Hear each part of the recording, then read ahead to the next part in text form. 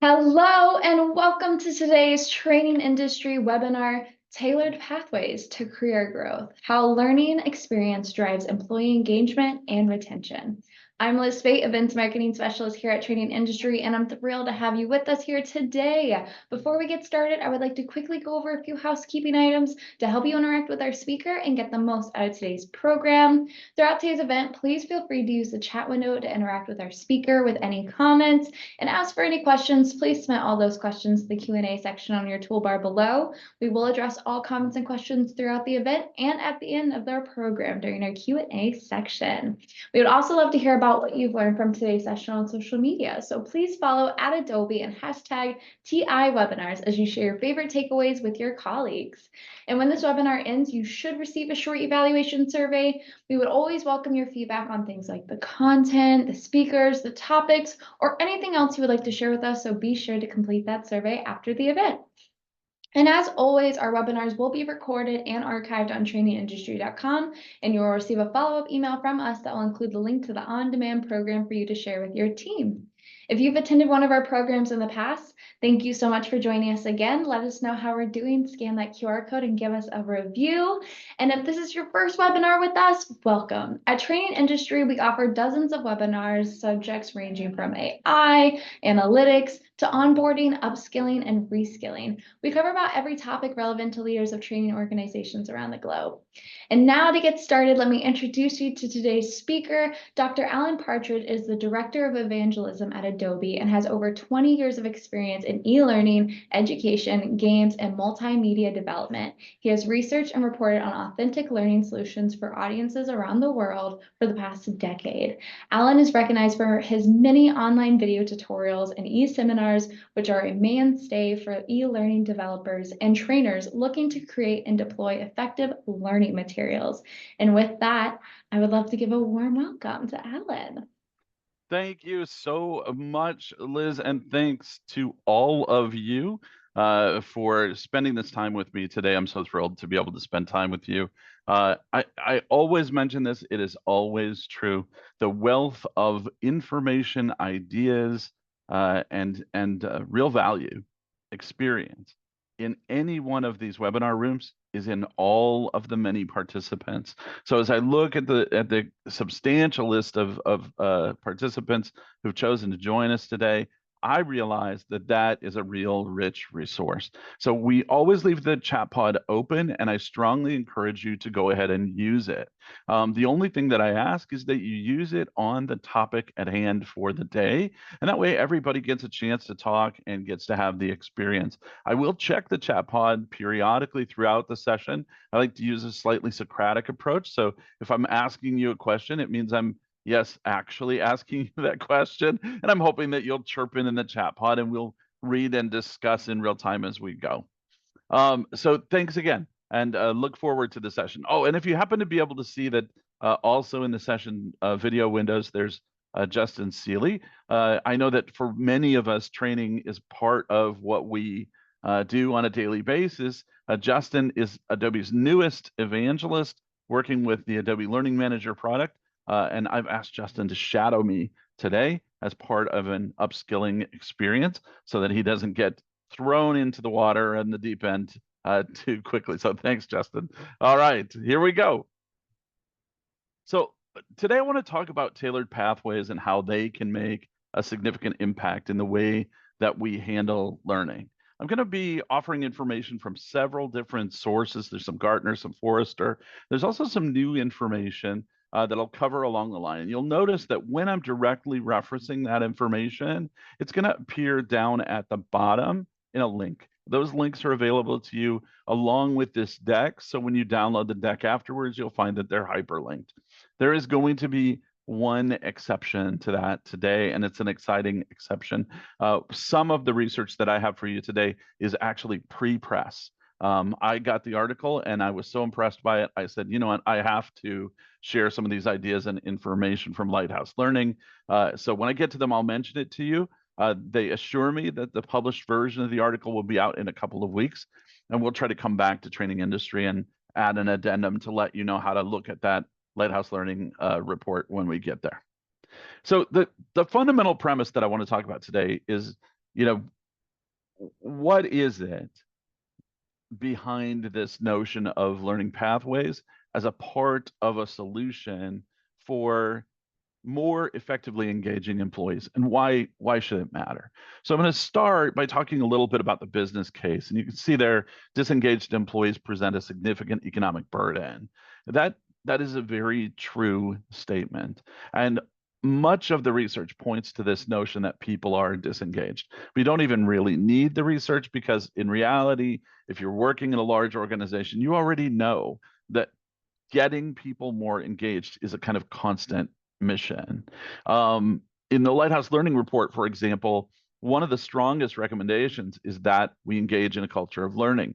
We've heard that time and time again, but what I love about the material for today is we're going to talk more about what that actually means. How do we actually build a culture of learning that makes sense for you and makes sense for your team?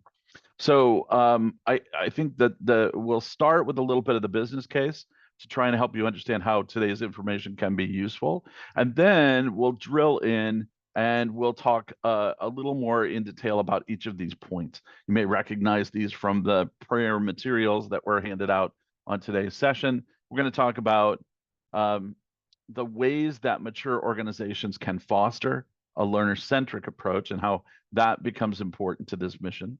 We're going to talk about what learners actually expect from the organizational learning strategies that exist in your organization. We're going to talk a little bit about how effective learning experiences create higher employee engagement overall.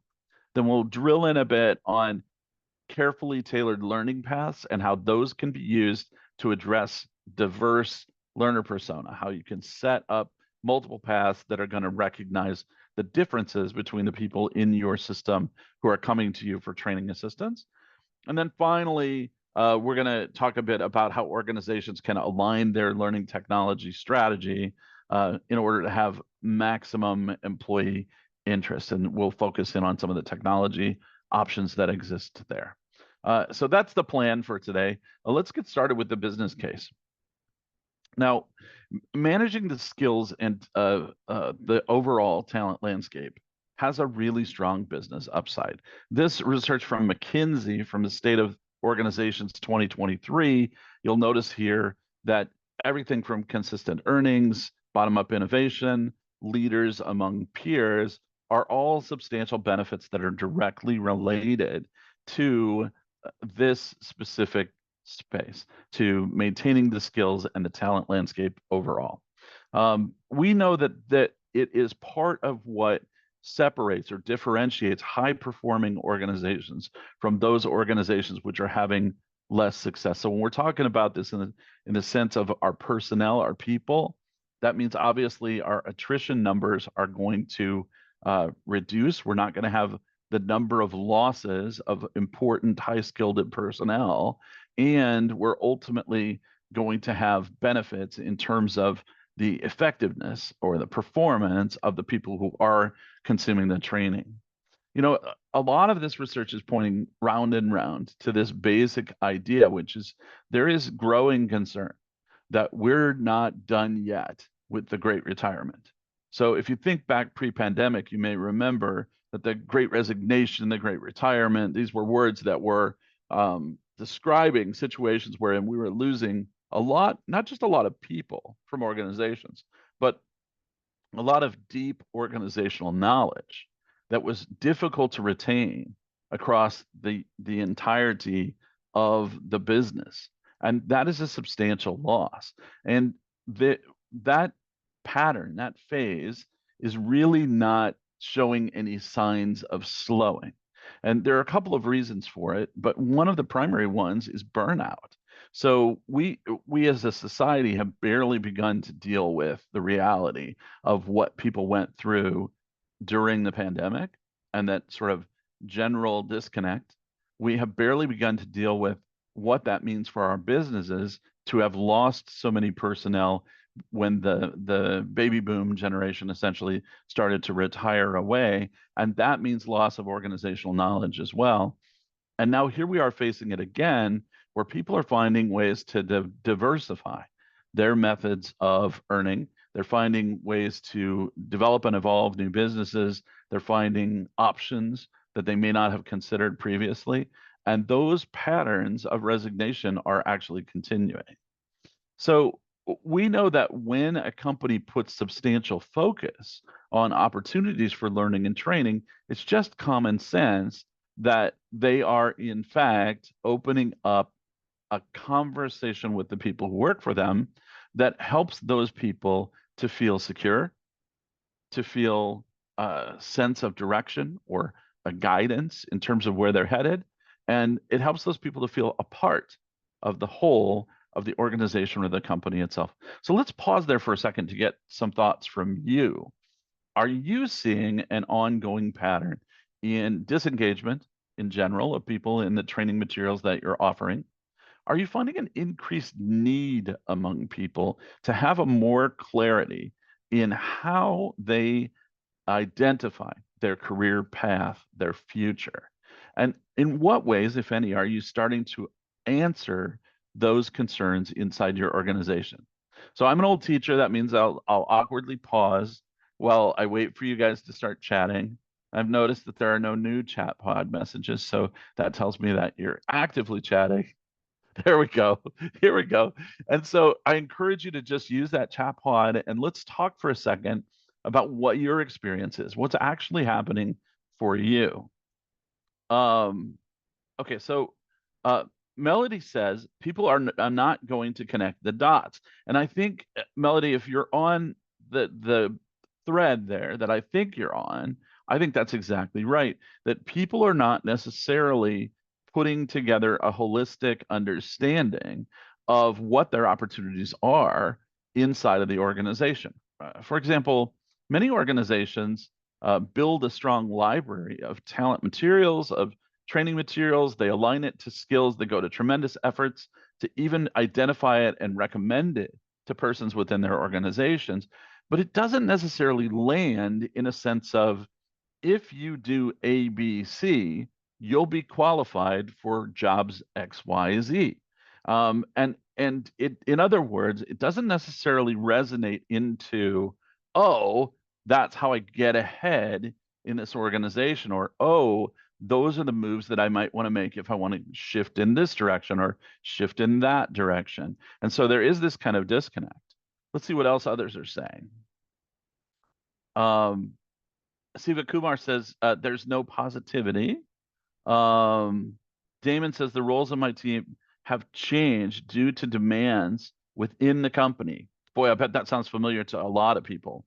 But it's hard to keep up with transferring these new demands into workable learning paths. And Jen echoes what Melody has to say 100%. Melody said, please, people compete for the next obvious step. There's no creativity for lateral moves, etc. I think that's an excellent point. And I don't know that we've seen it yet, but people also, organizations tend to suppress lateral moves and even vertical moves once they discover that the person who's a high performer is a high performer in their unit, division, team, etc. Rather than strongly promoting that person's career and future, there's actually a kind of a skill tax or an ability tax that they're paying because they're more desirable by the unit that they have. And that costs them in terms of time and energy spent into upskilling themselves and moving themselves into more exciting or higher level or significant positions within the organization. Excellent. You guys have got some great points here. Shannon says clear connection of learning goals to specific actions with role or organization. And Tabia says, but it's not our responsibility to help connect the dots for them between training and career path. And that's a good question, Tabia. Is it our responsibility? Is it our obligation? Do we need to? And I think that is one of the most excellent points that we've had so far, because I think the answer 10 years ago would have been very much what Tabea said. It's not our responsibility to connect the dots. They should do that for themselves. And I think that now, as we start to look at newer folks coming in, they in fact have an expectation, maybe not that the dots are connected, but that the potential paths are clearly identified. And I think one of the reasons for that is the very rapidly moving change inside organizations. Someone else mentions that we're in a landscape where there's constant change. There are new jobs with new skill requirements and new expectations. I think almost all of us would agree there's this ridiculous sort of sense that we're going to be able to just churn out tons and tons and tons of material, whether we're acquiring it or discovering it or creating it or even trying to get people in units to generate it themselves. The number of things that need to be taught, that need to be learned, just continues to amass and amass and amass. And I doubt that many of you would say that your budgets have been doubled or tripled or radically increased in order to deal with the reality that upskilling is now even more important than it's ever been, and the demand for materials and content is faster and faster and faster. Just as thumbs up in a pod, if you're finding that same kind of burden placed on you and your unit, that there's this need to constantly create in order to constantly deal with these innovating cycles, and then at the same time, you're not being given additional assets. Give us a little yep, or nope, if and be careful if you say no, then everybody will be looking at your company information to see how they can port over to your company. All right, excellent. Looks like a number of you are in agreement with that specific statement. So this, from the report from McKinsey, and I won't belabor it because I know that you guys can read. Let's jump on to the next stats, right? So talent management and skill gaps are a challenge for most organizations. This is true, and it has never been more true. This from both Gartner and McKinsey, 90% of organizations believe they will have meaningful skill gaps in the coming years. I think it's something that's pretty universal. 53% of HR leaders believe talent competition to become more competitive in the coming months.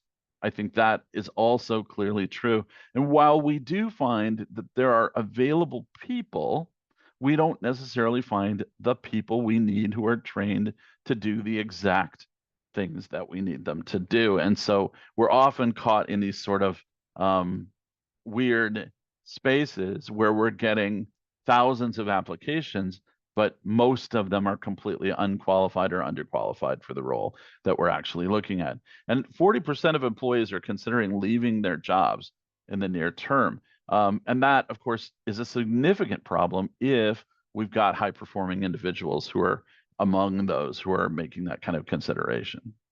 The key challenges look sort of like this for us today. 64% of HR leaders have limited access to competition for qualified talent. 47%, just under half, find skill gaps are mismatched for job requirements. 40%, just a bit more than, find cross-industry competition as an issue in talent management. And 30%, just under 30%, believe limited investment in employee development to be a major issue for them at this time.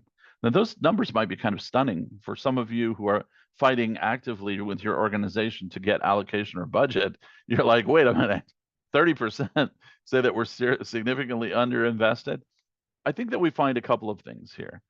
As the authors of these articles continue to probe, they're able to kind of identify and say, okay, here's what's happening at high-performing organizations where this is working really well, and here's what's happening at low-performing organizations where this is not working well at all. And you're going to find that a lot of these survey areas are, in a way, segregating and identifying those organizations which are really struggling to kind of keep up with the rapid pace of change. You're also going to find that there are phenomena like the ones that you guys identified earlier, which are happening, which are causing added layers of difficulty and complexity. That it is very seldom a one and done. I've been out in the field talking to people from very large organizations, large technology firms, large shipping and distribution firms, large manufacturing firms, large restaurant and hospitality firms, and they are in many cases identifying a similar kind of problem, which is that they are finding that the need to train personnel is rotating super rapidly. And it differs between what that organization does as their primary purpose, but it is less and less common for them to do a one and done that sort of trains on a soft skill that doesn't change for a few years, and for them to do than it is for them to do something which is related to a specific technology, which has an evolutionary pace, which has it seeming to grow exponentially. So that I heard numbers like 30 days and 60 days as the lifespan expectancy for new course materials and content. That is staggering. And it's difficult to imagine how we as an industry begin to keep up with that kind of very rapid rate of change. Okay, so as we look at this, let's break this down then a little bit and look at how mature organizations can foster a learning-centric approach. Now, I looked at several mature organizations here as examples. I'm not going to state all of their names. I'll tell you that the patterns that I saw that were consistent were that these factors were a key consideration. All of these interestingly relate back to the idea of a learning culture, and they all relate back to core ideas around engagement.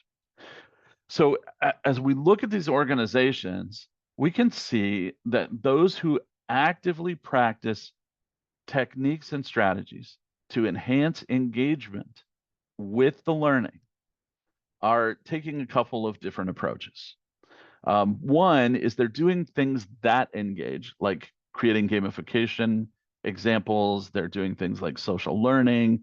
These are things that we know from modern society experiences cause high levels of engagement.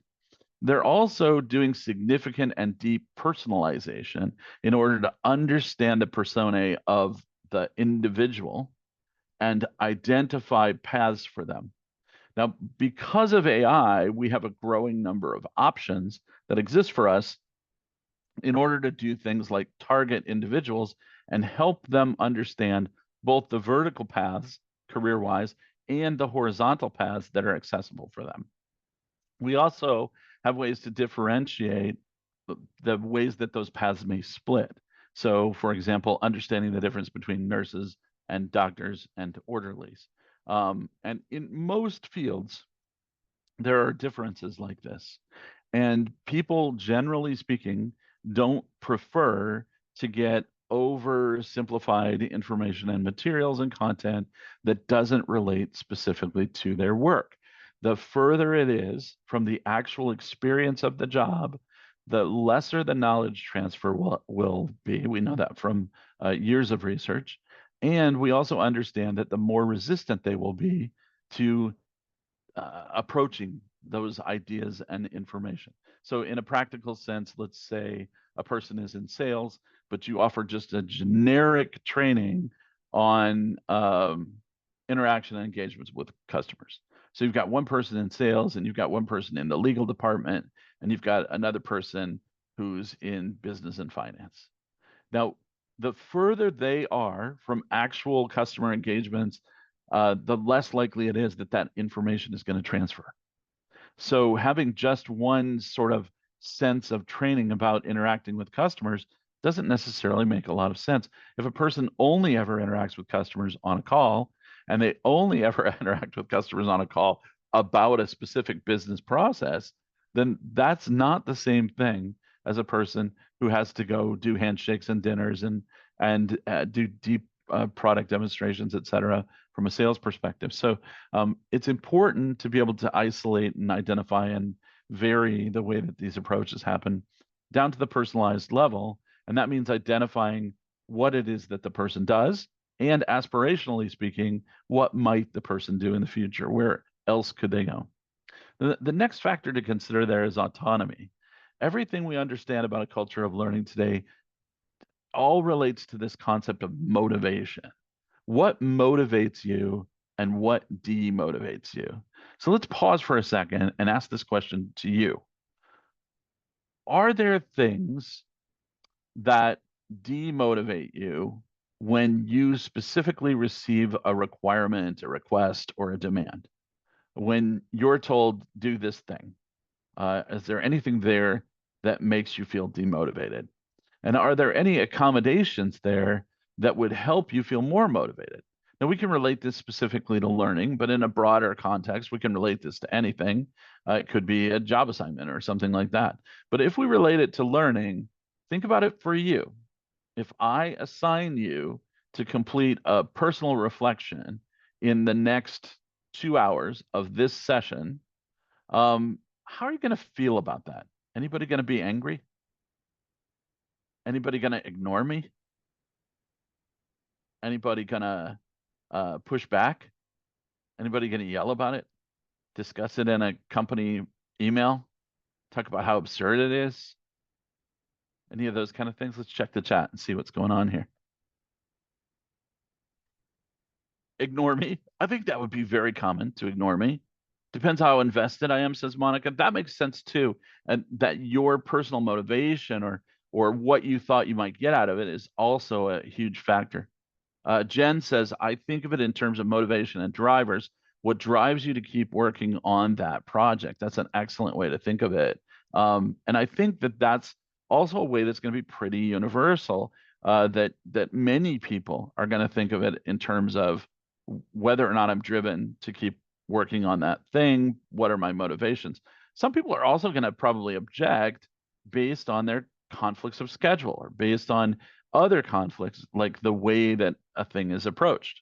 When someone directly ignores my suggestion that their request goes directly against best practices, that's an excellent sample. For example, Aaron, that there are blockers that can come up, right?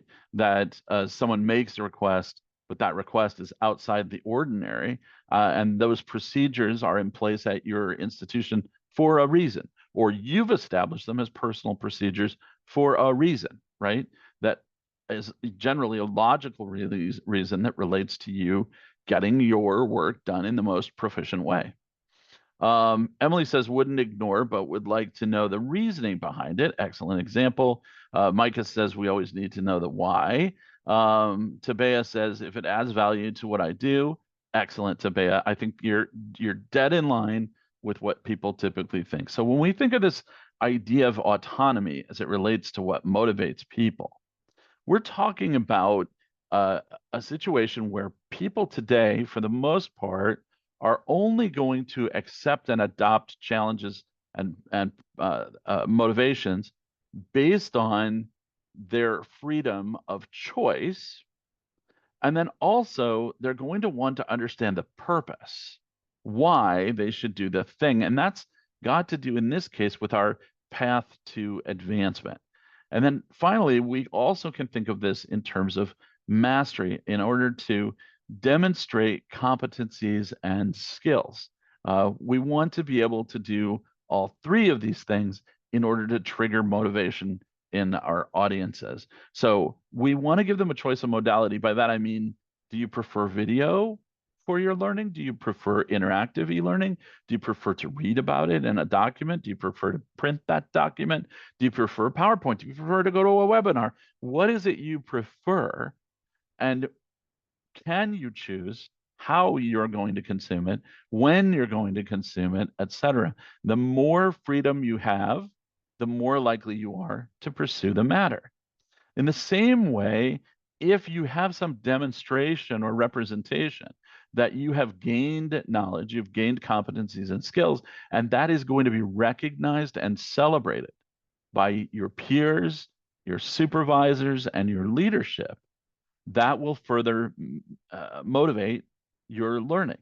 And then finally, if there is clarity of purpose in the definition of it, explaining why this is going to be beneficial to you, the learner, to your colleagues and peers, to your leadership, and to your company, then that's going to further motivate you. And when we think about all this in the context or the alignment to career for that individual, it's also now important to say, oh, what is the path that I can take for alignment? And does this play a role in that path? So instead of thinking it as one request for one kind of educational experience, we can think of it as a request for career development, a request that you pursue this line, and clarity of purpose explaining why pursuing this line would make benefit for you down the road when you apply for a different job.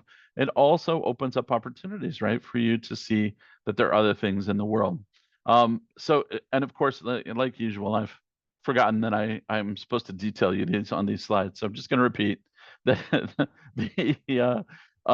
the engagement factor is critical, right? And it goes to the question of how motivated are we? And it includes those factors of gamification, social learning, personalization. These are going to up the engagement. They're going to cause people to be more responsive to the materials themselves. Autonomy, obviously, a critical consideration. Freedom to choose when, how, what way, what modality I want to consume things.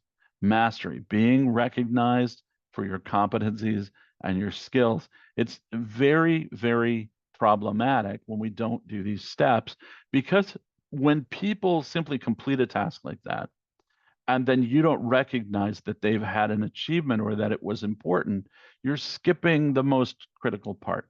This is the same thing that happens in any kind of change management. We assign a big project to the whole team for change management. They do the change management, and then it just goes into a void because people tend to forget they need to report back what were the outcomes. Why was this a successful initiative? Why was this project worthwhile? And this demonstration or recognition of mastery is the same thing. Instantly provide some feedback for people and say, hey, you did this, you achieved this, you learned this skill. And by doing so, you're making other people on the team aware of that and that you care about it. The more you care about the achievement of the skill as an administration, as a management team, the more you should recognize that thing. Now, here's a really tricky thing. You might think that recognizing it by giving like little tokens is the best way. But the research does not say that. It doesn't indicate that you should give them like a dollar bill or a muffin in their mailbox and so on. Those motivations actually grow tired and become kind of counterproductive after a fairly short time. Recognition that comes from a manager saying, hey, I saw that you did that. Congratulations on earning your blank badge, your diversity, equity, and inclusion badge. I know that's a tough one. It's really impressive. Did you enjoy it? Did you learn anything specifically from the course that you want to share? Those things, those engagements are far more valuable to people. Those can go into social learning space. They can go into a gamification space. They can go into an end of quarter review. They can go into a final end of the year report. And they certainly can be reflected in things like scoreboards that help people understand in a comparative sense that Jill has done a lot more training in these areas than Joe has. Or in an even better way, you can comparatively analyze the performance in terms of quantity of training, quantity of learning, and so on. You can make comparisons between teams. The blue team has outperformed the red team this month on this thing, and therefore we're going to have a party. The research suggests that ideally you would have a party with both teams present. I know people hate that. They're like, everybody gets a trophy. It's okay. It's okay because it's recognizing the mastery. It's about recognizing the mastery. It's not about something else. That path to advancement, critically important. That we have to understand clearly what the purpose is. Why did we take this path? What were the options that we had? This is absent from most learning initiatives and learning programs because we haven't really aligned what a career path looks like. And we haven't really got or had tools in the past that did a good job of helping make recommendations for us.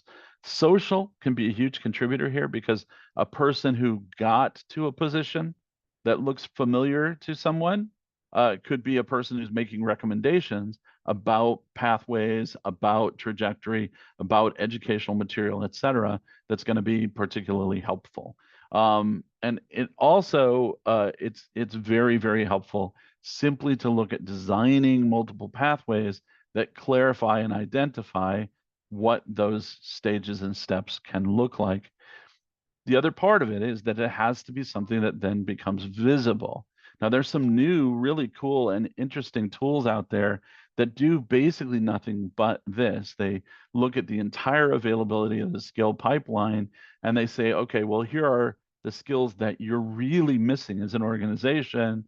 Here are the people that we think possibly could move in toward those skills, and they help you make adjustments and come up with project teams and groom people in that way, help people become more and more experienced at the kinds of skills that are absent or that are reduced in terms of your needs.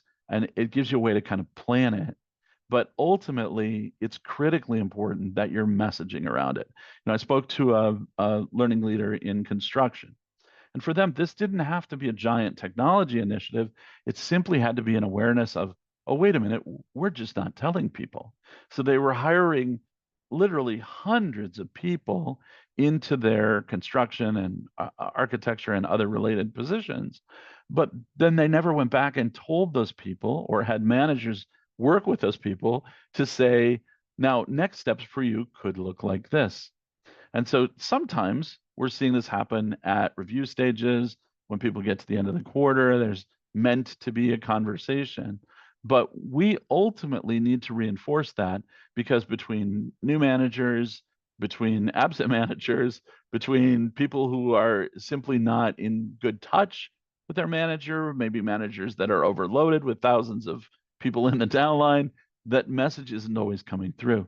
And the more you have those kind of gaps, the more opportunity there is for us to step in and say, let's give some career guidance that's generic, that helps people move. And that career guidance can also be shared with managers to help them be reminded and understand how they need to do that. Even providing a worksheet for managers on how to discuss career movement within our organization just before those end of quarter or end of year reviews are happening can be a huge step toward promoting that sort of retention, right? Because we're actively focusing on how do we get the people that we feel are highly desirable to be excited about staying and continuing to work and thinking of this as a career, not of as a right now kind of job. We also should talk for a moment about what learners are expecting from their organizational learning strategies and technologies. And that's one of those areas that we kind of hinted at earlier. Some of you commented on it, made mention of how it's being handled in your organization. I think there were even comments to the effect of, is this really our thing? Do we have to do this? Is this something that can fall to somebody else? And I think it's so important to acknowledge that those questions are relevant. Those questions are real. We have to ask these questions. We can't do everything. But at the same time, I think there is strong research which is suggesting that yes, we may have to do at least some. Now, how much do we do is going to be very different depending on your organization, depending on your bandwidth, depending on your situation, depending on the urgency, how many people you're losing to attrition, and so on. So what are the range of initiatives that people are using to address this gap? Well, according to Gartner, the 63% are looking at expanding their DEI efforts to address talent challenges. This makes a lot of sense. I know one of the studies that I've yet to see, and if any of you have seen something like this, I'd love to see. I strongly believe that out of the pandemic, one of the impacts was that a lot of people who were not being hired previously were suddenly hired, not so much because of diversity in the commonplace kind of expectations, but because they didn't have the same level of access to reporting for work. So we now live in a post-pandemic world where a lot of people are working virtually.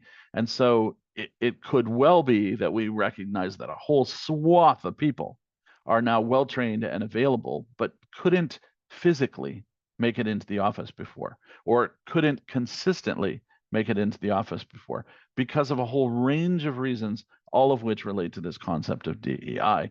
So expanding those DEI efforts can increase substantially the pool of available personnel, and it can also ensure that there's a bond there, right? Because if that job was a godsend because of the way that the job functions, then it's less likely that that talent will go away.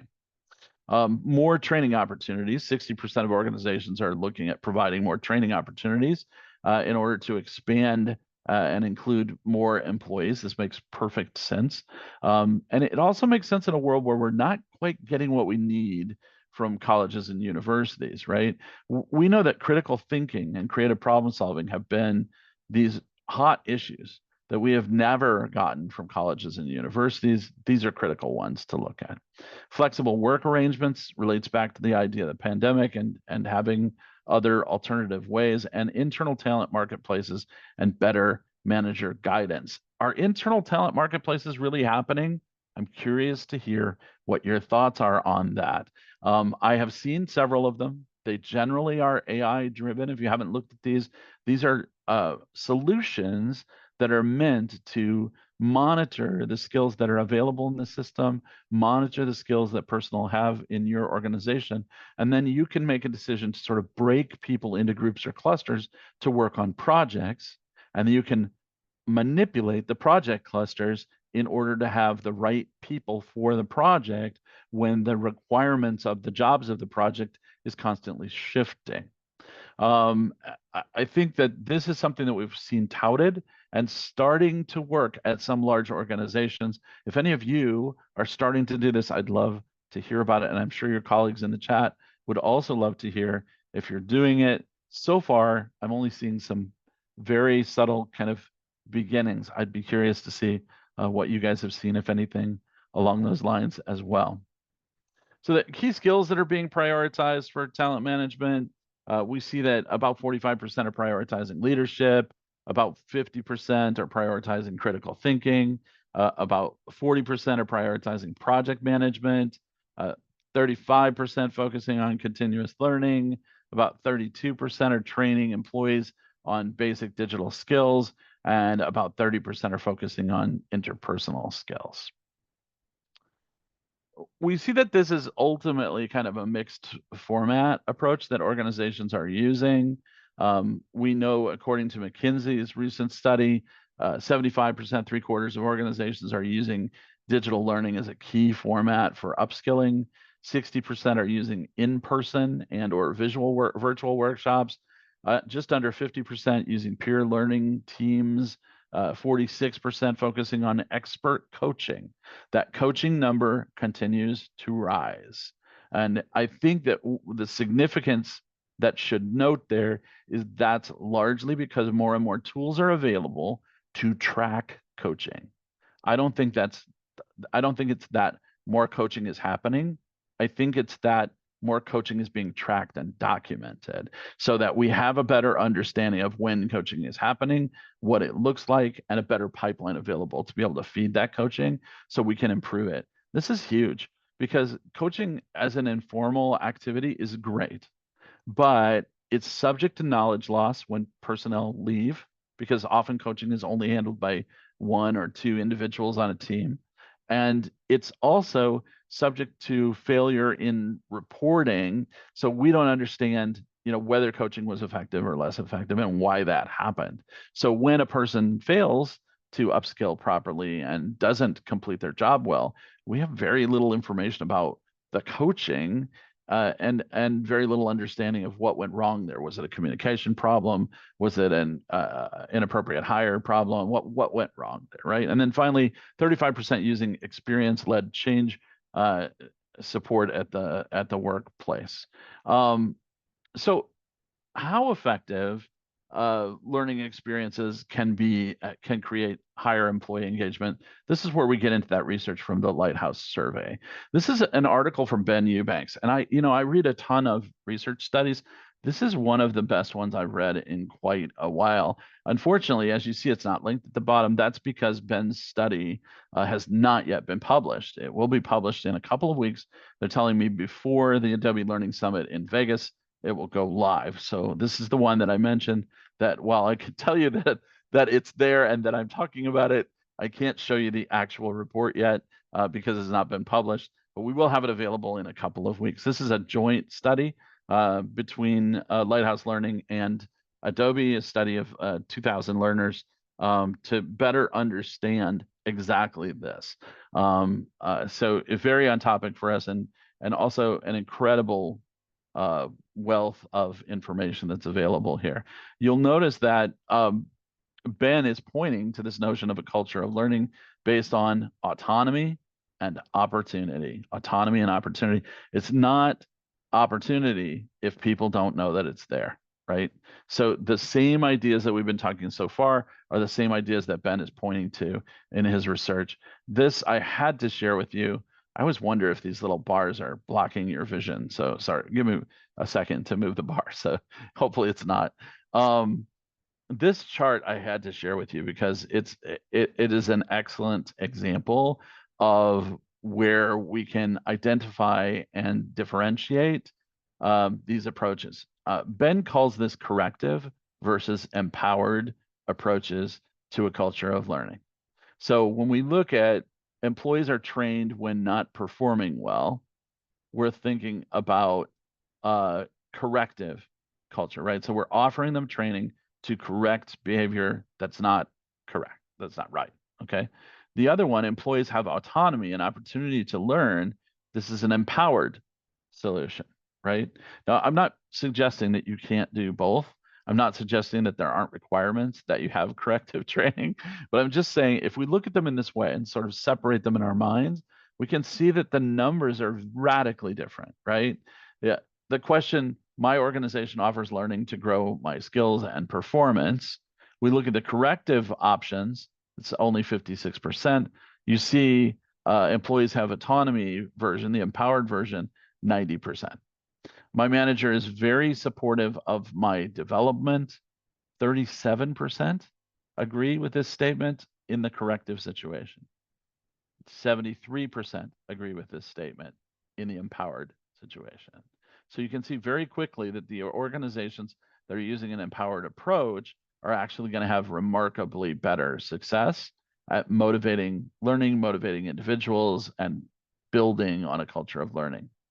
Look at that third question. I am not confident that I am making career progress. Here, almost a third are say, I am not confident that I am making career progress. I mean, that's not terrible. I can imagine situations where it would be even worse. But look at this. Only 4% said that they were not confident that they were making career progress when they were in an empowered situation. I have regular ongoing opportunities for social learning, only 15% among the correctives, 52% among the empowered. I have full visibility into internal learning opportunities, 42%, half the amount that said so, 81% under the empowered category. I have full visibility into internal learning opportunities. And that's about communication, right? Effectively communicating the available options, opportunities, and so on. And then finally, I'm happy with my job with no plans to quit. The numbers basically double, right? So in the empowered organizations, the happiness with the job and no plans to quit is substantially greater. So if you need to make this argument to leadership, here's your opportunity. This chart is absolutely fantastic, and I think it clearly represents that critical differentiation. So how organizations align their learning technology strategy for maximum employee interest. This is sort of interesting. If we look at this, we're asking the question, what are the technology approaches which are necessary for mixed format trainings like the ones that we're describing here, the gamification, et cetera, et cetera? Well, things like continuous engagement, being able to reach out to people and communicate on a regular basis. A segment of one, in other words, identifying and personalizing training that gets all the way down to a unique level for each learner. That means things like automatic AI recommendations and so on. Automated nudges, things like delayed recall learning, where people are being reminded to go back and visit content that they may have taken recently, or being prompted with quizzes, all that kind of stuff. Consolidating learning experiences, that's integrating learning as a core component of the entire experience. So solutions like Adobe's solution bring everything into one consolidated user interface and experience, so that everything from YouTube videos to side reading materials to your learning management system to articles for marketing and so on are all coming to a common space. And then finally, user-friendly capability building. That's all about looking at future-proof skill taxonomies and including those inside of the learning experience, recognizing that we are in the year 2024 and that we exist in that space, whether we like it or not. This is just a quick kind of overview to give you a sense of how Adobe is handling this specific concern and problem, right? With in terms of aligning learning technology. So in the same way that we just defined segment of one, automated nudges, and so on, these are all solutions which can be delivered through Adobe's tools or tools which are integrated with Adobe's tools in order to provide this kind of architecture. And this is how we do it at Adobe, as well as how the Adobe learning management technology works. So in other words, Adobe as a company uses this same mechanism and methodology. And of course, Adobe Learning Manager aligns to the same basic principles. Just briefly then, how can these carefully tailored learning paths be used to address the kind of diverse learner personas? Well, you want to make sure that you can build comprehensive learning paths. You want to make sure that everything within your architecture stack is aligned to skills, and that you can set up what I call skill shopping, so that people can identify and see all of the courses and content related to skills.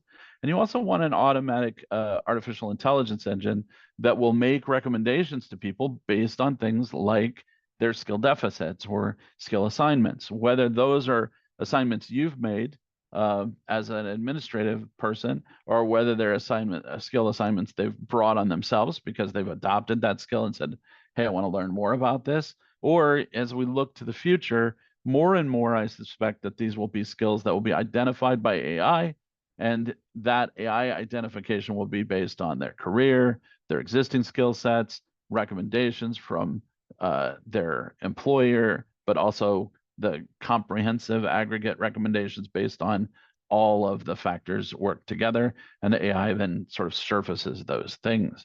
The ultimate picture here then is to have a flexible learning architecture that allows you to build comprehensive paths and then share them through social learning, share them through direct assignment, share them through automatic self-selection, and relate them to the career opportunities that exist within the organization. The more these things are interconnected and interconnectable, the more you'll be able to make these kinds of changes and demands of your system. You know, one of the things that I tell people is, you know, years ago, it was the case that you sort of hunted and shopped for your learning architecture, and you were comparing features A to B, and it was all sort of, you know, apples and oranges. Now I tell them, don't do that. Start with, what do you want your learning culture to look like? What technologies do you need to support it? And then look for an open architecture technology that will allow you to build the specific solution that you need, that fits your brand, fits your energy, fits your dynamic, fits your desires, and that can be completely customized, so that everything from your brand to the needs of your learning programs to your initiatives to things like alignment of skills and custom messaging of webinars, everything else, and marketing, all can come from one place. With that, I know that I'm running late. Let's see. So I've got 5 minutes for questions. What do we got, gang? Yes. No, this was super lovely. And yeah, we have tons of questions. So let's get into it. So Aaron had asked, how should/would somebody incorporate gamification when your LMS or content provider does not have it in like built in? Are there No, efficient ways to make that happen? it's super irritating. There are a couple of ways. Okay, so even if your LMS doesn't specifically have gamification, there are a few add-on, bolt-on solutions that often can be added as an extra component that will handle most of the gamification logic. The problematic part of that is that that means you won't have things like leaderboards and you won't have things like lists of who's ahead competitively. And it also may mean that you don't get badges, but you can link with these third-party kind of extra add-ons if that's your last maneuver, and they will handle the what's called a point banking for you, and basically they kind of tap into your system, find out what courses and trainings have been taken, and then you're not scoring people based on their performance in a training. You're scoring people based on whether they completed a training, right? It's going to be more limited in that context. But don't give up hope, because I will tell you that a growing number of technology architectures for learning management have been added steadily to the market. So it may be that it's more available than you think. Also, worth checking, it may be that your system has gamification and someone higher than you switched it off. So it's worth checking into that to try to understand whether it's a question of the technology not existing for you, or whether it's a question of someone having deemed that it was not going to be a technology that they would use. The research continues to support 100% gamification works. We generally say, you want to have a system that allows you to shut it off for senior leadership, et cetera, because those are the people that get upset about it. But everyone else gets excited and loves that they get to compete. They love that they get the badging. They love that they get. So it's a pretty universally beloved piece, especially once people start leveraging it. You can use a third-party add-on. What else have we got? Beautifully said. So Sharon kind of gave some context to her question, but said, since COVID, my team has developed and facilitated trainings virtually. Last year, we were trained over 3,000 plus learners. And it was a little disheartening to hear from organizational leaders that we were doing a good job, but learners aren't really learning virtually. How do you keep staff motivated when you get this type of message? Do a couple of things. Prove that they're learning virtually, right? So there are tools like Adobe Connect and others that do allow you to track engagement inside of the session. Do follow-ups in the form of refreshers, quizzes, etc., after the e-learning experience to echo and reinforce that it's happening.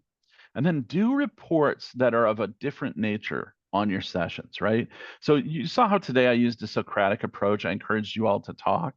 Well, one of the outcomes there is that I now have chat transcripts that are active, showing how you all talked about the topics and solutions that were presented. And if somebody was critical of something, then I'd have that as a resource base to go back and say, oh, this isn't working for this person at this firm. How could I approach this problem differently? But I also can share it with my leadership so that they'll see people were actively engaged, they were interested, this topic was relevant to them. And then finally, you can use marketing tools to promote your webinars and tie back to information about people's adoption, right? So if you understand that people responded to your marketing webinar information initially, then you ought to be able to track that back. And if you're selling products and services, or if you're encouraging people internally who are then going to your webinar to take that webinar for a specific purpose, you can use that as tracking data to help understand we have effectively trained N number of people with diversity, equity, and inclusion sessions, or whatever those sessions happen to be, and then try to get data that's relevant. So if you're in healthcare, look at morbidity data for those interventions that you specifically discussed via webinar. If you're in sales, look at sales outcomes among the team that was trained via that webinar, that kind of thing. So a number of options, all very interesting. I'll give a nod to Adobe again here because Adobe includes these tools out of the box. What else we Beautifully. got? I was gonna say beautifully said. We are unfortunately out of time, but we do have a few questions. So Micah and Emily, we see your questions, we hear you. Alan will have access to your email and all that and to make sure, but otherwise still reach out to Adobe, reach out to Alan with all your questions. This conversation was amazing today. And before we say our goodbyes, Alan, I will give you the floor one last time to say your final message for the day. Just a huge thank you to everybody and a reminder that Adobe Learning Summit is taking place starting October 1st in Las Vegas. If you've never gone to an Adobe Learning Summit, I encourage you to check it out. Best food at a conference anywhere, awesome sessions across all of learning, including learning management, including video conferencing, including Captivate for course content creation. Great stuff. And our keynote speaker this year is Sal Khan. So if you've ever wanted to see Sal Khan in person, great opportunity. Beautiful. You sold me at food and done deal there. But with that, thank you so much, Alan. And for everyone else who is still on the call, I do invite you for some up and coming webinars this month. We do have our Learning Tech Showcase next week. So really exciting things. If you're in shopping season for an LMS or just want to learn more about LMS programs, definitely check it out. You can register for any of these programs at trainingindustry.com. And all of our webinars are pre-qualified for a credit hour by HRCI, SHRM, ISPI, and CPTM. If you're wondering what CPTM is, it is the Certified Professional and Training Management Program that assists you in developing core competencies that will empower you to manage the future training needs of your organization. You can join or learn more and participate in several of these programs held within the US or a virtual practicum from anywhere in the world. So you can find more information at trainingindustry.com/training. Additionally, join us online for September 25th through the 26th for our strategy summit. You can register now for just $99 to attend over 20 live sessions and have the access to the on-demand content. And lastly, that evaluation survey should have popped open in another tab in your browser. We would appreciate hearing your feedback from today's session. Thank you again to today's speaker, Dr. Alan Partridge, and our sponsor, Adobe. And lastly, thank you for your time and attention today. I hope to see you next time. Bye, everyone.